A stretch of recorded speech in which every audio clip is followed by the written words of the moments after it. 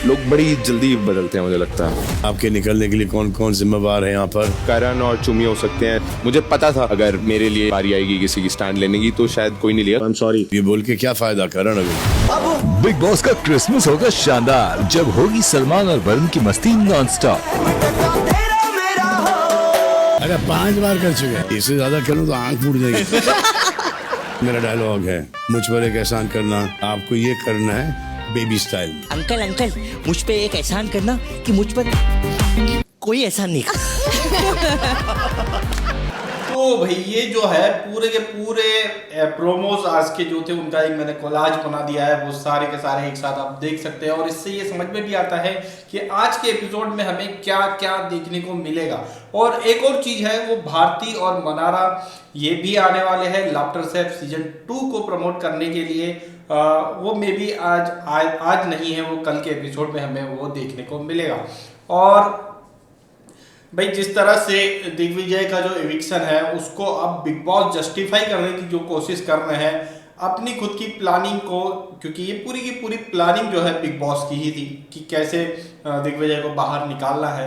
अब इस प्लानिंग को दूसरों के ऊपर इसका टेकरा फोड़ने की कोशिश यहाँ बिग बॉस की दिखाई दे रही है, क्योंकि घर वालों के हाथ में ज़्यादा कुछ नहीं था। हाँ ये जरूर था कि शिल्पा ने जो एडिन को वोट दे दिया, पहले चुम ने यामिनी को दिया, शिल्पा की बारी है तो शिल्पा भी अगर यामिनी को दे दी तो मे बी नेक्स्ट आने वाले व्यक्ति के माइंड में ये चीज़ रहती कि भाई ऑलरेडी 2 वोट जा चुके हैं तो शायद वो भी उसी लाइन में अगर चल जाता तो कहीं ना कहीं छोटे से चांस बन सकते थे कि भाई दिग्विजय बच जाता। बहुत बड़े चांस नहीं थे फिर भी, तो एक ये गलती हो सकती है।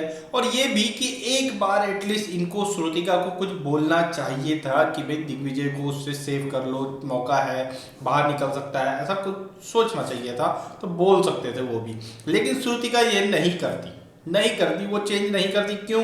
क्योंकि भैया जब से श्रुतिका टाइम गॉड बनी है, time to time Bigg Boss उसको बीच बीच में इंटरप्ट करके उसको कंफ्यूज, कभी बहुत ज़्यादा बोलने वाली, कभी बहुत पलटू वाला टाइप का, मतलब कि चेंज करने वाली, बातों को चेंज करने वाली, कंफ्यूज, इस टाइप से वर्ड्स उसको मैनिपुलेट कर रहे, उसको पोक करने की कोशिश करते ही आ रहे हैं। और इस टास्क से पहले भी, उसके पहले वाले टास्क में भी उसके साथ यही सारी चीज़ें हुई थी। और बीच बीच में जब बिग बॉस उसको बार बार ऐसा इस टाइप से चेंज करना, मैं ऐसा तो नहीं चेंज कर पाता, मैं इतना ज़्यादा नहीं बोल पाता, मैं इतना ज़्यादा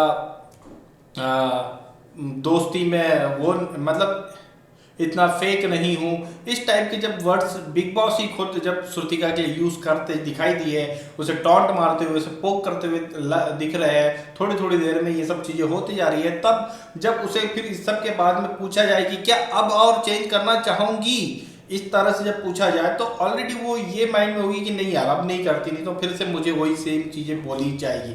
तो ये सारी चीज़ें जो है ना माइंड गेम है।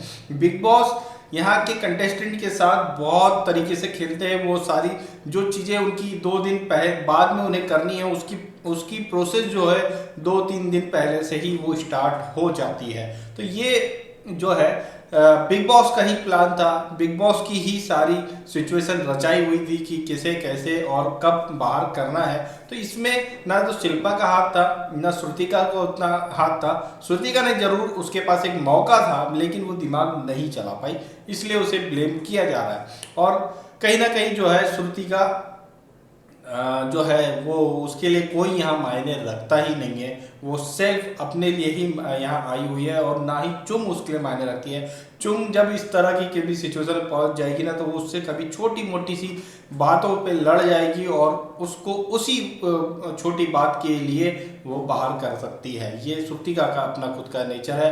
तो ये जो है बोला जा रहा है जो शिल्पा, चुम, करण को कि भाई तुम लोगों ने क्यों नहीं बोला, तो उसके बोलने का कुछ खास फायदा नहीं होता। ये तो मेरी अपनी वैसे पर्सनल राय है, हो सकता है कि हो जाता तो भाई बात अलग है।